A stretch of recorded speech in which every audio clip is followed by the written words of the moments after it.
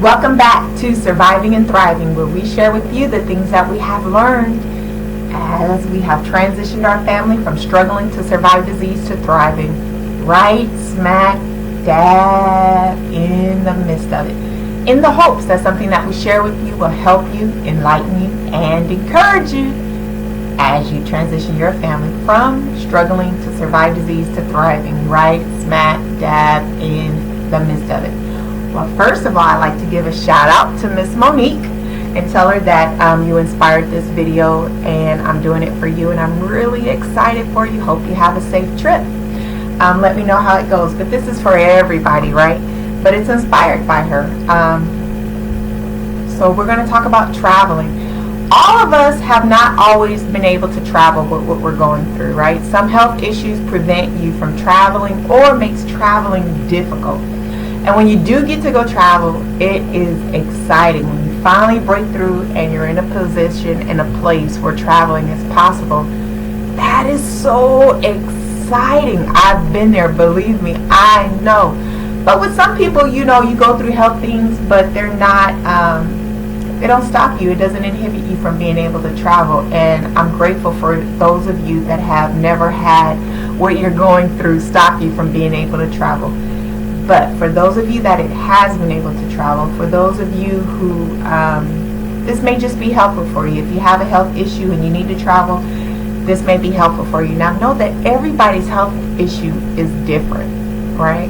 And so all the details that pertain to you being able to travel, it may have some differences in there, but there's some basic things that may be able to help us all. And I'm going to share with you some of the things that I've learned in my times of traveling with the things that I've gone through and the things that I am going through.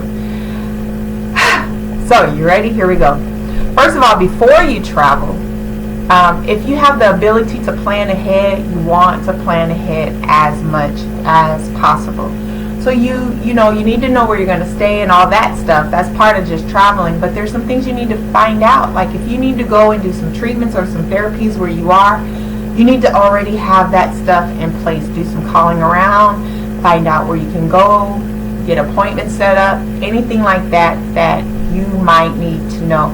Because where you stay will probably have a lot to do with where you need to go, because you want things in close proximity. Because when you're on vacation, you don't really want to be spending a lot of your time doing appointments or doing a lot of traveling to get to appointments. But sometimes you have to travel and you still have to have different types of appointments. And so if that is you, you want to get all of that set up in advance as much as possible.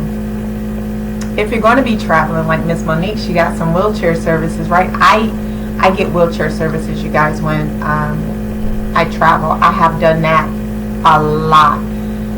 That is very helpful because some of these airports are huge. I mean, like if you're going to Chicago O'Hare Airport, they are pretty big, and it is a lot of walking. And traveling is very tiresome if you're traveling by plane. Or even if you're traveling by bus or by car. But you want to save your energy as much as possible. And sometimes if you're having something where your energy is not as strong as it once could have been, or where you would need it to be able to do that type of traveling, you want to make sure you have wheelchair assistance available. If you have your own wheelchair, you can bring your own wheelchair. If you go into the airport, put a tag on it. They'll take you up to the airport, to the airplane. Once you get on the plane, they'll take the chair for you and it'll meet you when you get there. But they also have their own wheelchairs that they can help assist you with, and somebody to meet you and take you to the plane and meet you when you get off the plane and all that good stuff. So you want to utilize all of that, and it's free. You want to utilize all of that. We usually give tips, so you might want to have some money with you to be able to give a tip. But they will help you to navigate through all of that. If you're traveling by vehicle, right, you want to make sure that you have anything that you may need. There were times where I had to travel with both walkers and wheelchairs. There were times where I was on walkers, but we felt it was probably better for us to have a wheelchair because of all the walking back and forth and the distance and things that we had to do, the wheelchair was probably going to be a better tool for me to use during that trip. And when I wasn't in a wheelchair, you guys, I was just walking without it, and my husband would assist me instead of me using a walker. So you have to look at those kind of things. What kind of tools that you need to bring with you. I've also had to travel where I needed equipment, you guys. Not walking equipment, but things for life equipment, right? And so I had to travel with a lot of machinery. I've had to have things ordered and sent to where I was going in advance.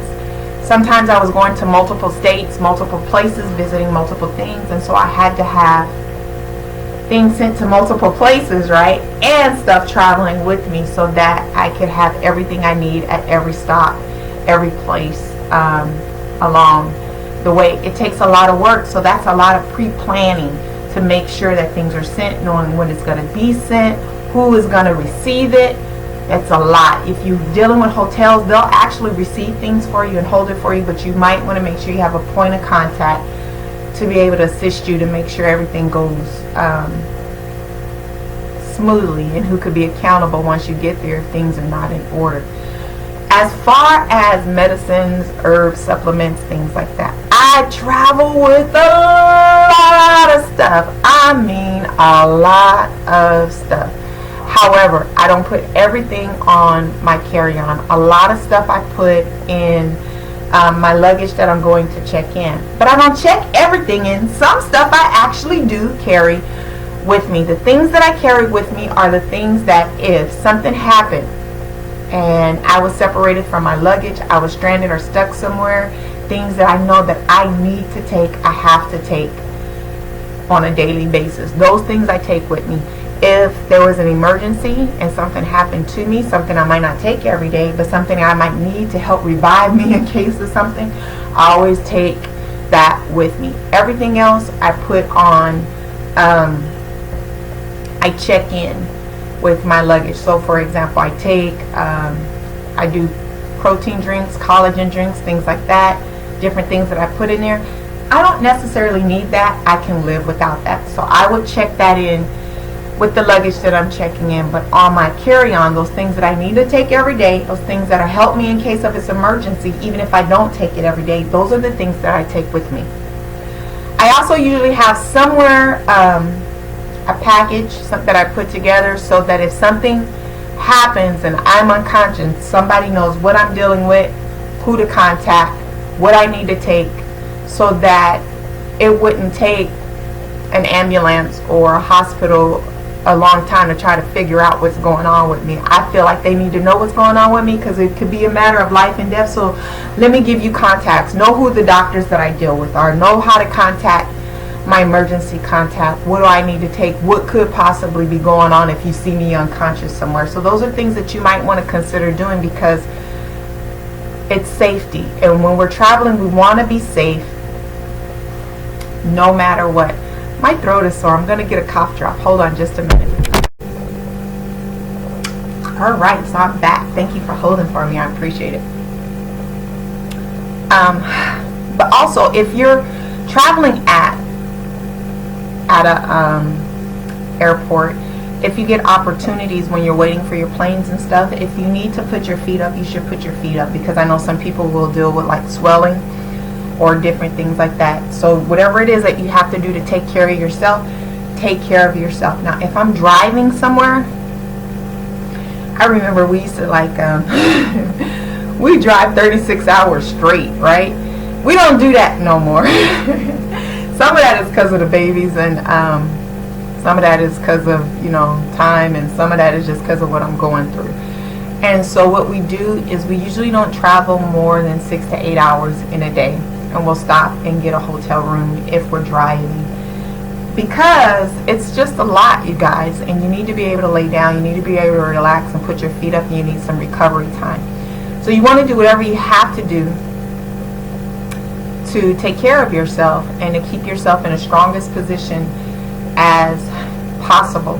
Whenever I get to wherever it is that I'm going, I usually try to take the first day, at least, if not the first 2 days, to just kind of rest. It's really hard because you get so excited. You're wherever you're going, you want to go do stuff, you want to go see people, you want to do whatever. But it's really important that you take at least the first 24 hours to rest, depending. You may need, 48 hours. But you really need to rest and recuperate from your travel. Sometimes because you're so excited that adrenaline rush is going, you get to where you're going and you want to hit the ground running. But what I have found for me is that I end up wearing myself out, and I try to go the entire time, and when I get home it takes me a few months to recuperate, and it's not fun at all. And I've also had to have I've gone on trips and I hit the ground running, and then I end up being in the hospital while I'm on the trip. I've even had to be flown back to where I live to get medical treatment, emergency, from one hospital to another hospital. So what I've learned is to try not to overdo it, which is really hard because you're all excited and you wanna go and have fun. So what I've had to do, you guys, is I still have done some 2-day, 3-day trips, but for the most part I try to do 2-week trips. If I don't have to do a quick trip, I won't do a quick trip. I try to do 2-week trips or 3-week trips so that I can pace myself out. I got plenty of time to rest and plenty of time to do all the things that I need to do. And I know that's not feasible for a lot of people, but if it is feasible for you to do it, I would suggest that you do that, because you have a better trip, you have a better time, and it's easier on your body and better for your health and for your body, short run and long run. I find that when I do a 24-hour trip or a 3-day trip, I'm usually very exhausted and I go through some changes. So I try to take a longer trip if possible, and then to rest at least that first 24 hours. What I do in that first 24 hours other than rest is I make sure I make a grocery store trip. I usually do that right when I leave the airport or later on that night after I've gotten there, because if I'm traveling to places where I don't have family, I make sure that if whatever hotel room I'm in, I have a kitchen. If I don't have a kitchen, you guys, I take little cooking aisles and stuff with me, because it's not always easy to find restaurants that cook what I need cooked, how I need cook fresh, right? A lot of these restaurants, even, though they have chefs there, it's a lot of prepackaged, pre-cooked stuff, and I need fresh foods cooked particular ways, which means that the restaurants I go to aren't usually cheap restaurants. They're pretty pricey restaurants where I can get things tailor-made to how I want it. And so I always go to the grocery store and I buy groceries and I get things that I can eat, things for me to eat for breakfast, lunch, and dinner. Sorry. It's hot. And that's what I do. And then I'll cook food that first day. Within that first 24 hours, I cook some stuff that I can eat on for a few days, because I need to rest. I'm not really trying to be standing up in the kitchen a long time, you guys. I usually do like a whole bunch of greens or cabbage. I might put some chicken in the oven or something like that, where I'm not standing in the kitchen the whole time. I might throw something in a crock pot depending on where I'm at and what is the situation, but something where it's enough where I can eat off of it for a few days. If yeah, we'll leave it at that. So that's something that I normally do, and I usually grab me a whole bunch of snack finger food. So if I'm out, because when you're traveling, you tend to be out all day a lot sometimes, and sometimes you can think you're just going to go one place and it can lead to a whole day full of stuff. So I try to make sure I have a lot of little finger things that I can eat. Some fresh carrots, some cucumbers, some broccoli, things like that, nuts, berries, dry fruit. I just try to make sure I have a lot of stuff so I have some options that I can snack on throughout the day that will be healthy for me and that'll give me energy to be able to do the things that I need to do, and that fits within the diet plan for me, so that I don't have no flare-ups or no issues or anything while I'm out. And that's really important. You don't want something to go crazy while you're out and you're trying to do something that you've been really looking forward to. It's not fun. I know all about that, right? So that's what I normally do within the first 24 hours. We used to go try to see everybody, everywhere. We don't do that anymore. What we kind of do is, here we are, y'all come to us. So that way I don't have to be running all over a city or a few states, depending, because on the East Coast it's just a lot of little states right there, and we can go zip and see family all over the place. And so we try to have as many people come to us. So that's where it becomes good, where you have a central home where you guys can have a family get together, and friends and family can all come over. Sometimes that's not the best thing for you, but what you can do is, if you're going on this side, everybody that lives over there comes and see you. If you go over here, everybody that lives over there comes and see you. And sometimes you have where different groups of people can't really be together, so you just see one group at a time and another group at a time, but you try to have as many people come to you, or if you go somewhere, have as many people go there, and you go visit, and then you go back to where you're going to stay, because that helps stop a lot of ripping and running all over you. I always consider the time of year. Is it going to be too hot for me to be outside? Is it going to be too cold for me to be outside? What is the most optimum time for me to be able to travel? Because for some people, you guys, I know for me personally, real hot weather isn't really good for me a lot, right? Real cold weather really isn't all that good for me either. So I have to choose when I can go out and when I need to stay in. And usually when I'm gone and I'm traveling, there is some type of something that I've got to get done. So we look for things that are close to where we are, but also there are different places that I have gone and that I would frequent and I would travel to frequently, where I would buy passes to, so that I can use their infrared sauna and different things like that whenever I go to that city, right? And so because I would travel there to that place a lot, I would always have access to that. And because we would talk to the managers, I didn't have to use it within a certain time frame. I could buy so many accesses to it. I don't even have to buy a year pass. I can just buy so many accesses to it, and I can use that over the years as I go, and that helps me. I don't know if that would be helpful for you or not. Another thing is, I have a tendency to want to go. So what I have to do is, if I'm going to plan outings, if I'm going to go to a beach or go to an amusement park or do some sightseeing, I do that on one day and try the rest the next day. And I try not to put too much into one day. Sometimes I have to look and see, is it better for me to go in the morning, or is it better for me to go in the evening, or what time of day is it better for me to do this particular thing. So I have to look at all of that and plan all of that to keep myself healthy as much as possible, because I'm going to tell you guys, I've had some bad experiences on my traveling where I was doing good and I was having fun, and like I told you, I end up being hospitalized. I've had it to where I was hospitalized, and the hospital I went to didn't know anything about how to treat me, so I had to catch an emergency flight back home and have an emergency surgery here where I'm at, because they didn't know how to handle me where I was at.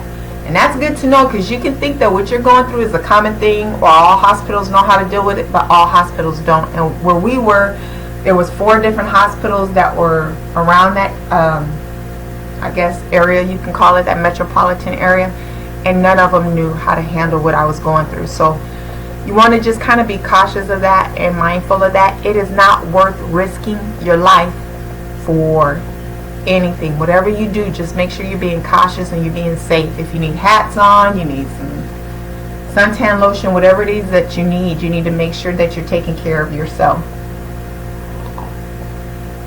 I've also had it, you guys, where I've gone and I flew somewhere for a day, left early that morning, came back that night just for a funeral, and it took me a few weeks just to recover. Didn't do anything wrong. I ate right, took everything I needed. It was just the wear and tear of a whole day on my feet, exerting all that energy. And it took me a few weeks to get my strength back. And it doesn't feel good when you're real weak, so weak that it hurts, and it just feels icky. I really didn't like that. And I've also had it to where I've gone for 2 or 3 days and came back, and it took me 3 or 4 months to recover from it. So whatever you do, be careful, take care of yourself, and have a ball. So Miss Monique, have a great trip. Hope something in this was helpful for all of you, especially you, Miss Monique. And until next time, bye.